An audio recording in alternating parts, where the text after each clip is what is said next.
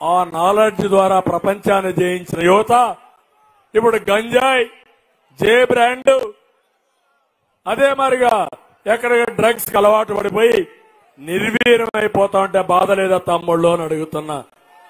అదే నా బాధ, అదే నా ఆవేదన, అదే నా ఆక్రోశం, అదే నా కోపం.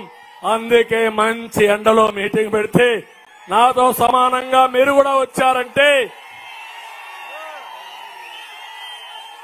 మీలో ఉండే ఆవేదన కనపడస్తా ఉంది, బాధ కనపడస్తా ఉంది, ఈ ప్రభుత్వం పైన కోపం కనపడస్తా ఉంది.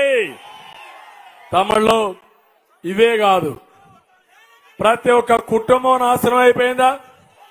ప్రతి ఒక్క వ్యక్తి నష్టపోయాడా? ప్రతి ఒక్క గ్రామం నష్టపోయిందా?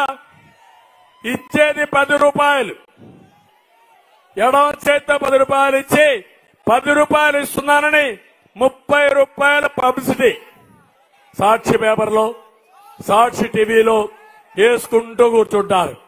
కానీ ఒక్క విషయం చూడండి, మీ దగ్గర నుంచి లాగేసిన డబ్బులు 100 రూపాయలు, ఇచ్చేది 10, దోచేది 100. అవునా కాదా అని మిమ్మల్ని అడుగుతున్నా. మీలో చైతన్యం వచ్చిందా? ఆలోచించారా? లెక్కేశారా? ఏమి ఇచ్చాడో ఏం పోగొట్టుకున్నా లెక్కేశారా? ఎవరైనా సరే మీ ఆదాయం పెరిగిందా? మీ ఖర్చులు తగ్గాయా? మీ జీవన ప్రమాణాలు బాగున్నాయా? మీరు ధైర్యంగా జీవితాన్ని గడిపే పరిస్థితిలో ఉన్నారా? మరి ఎట్లా బానిసలు మారి బతుకుతారా మీరు? నేను 5 ఉదాహరణలు మాత్రం చెప్తున్నా. ఏం తమ్ముళ్ళు, కరెంటు బిల్లు నేనున్నప్పుడు ఎంత కట్టేవాడు? 200 కట్టేవాడు. ఆ రోజు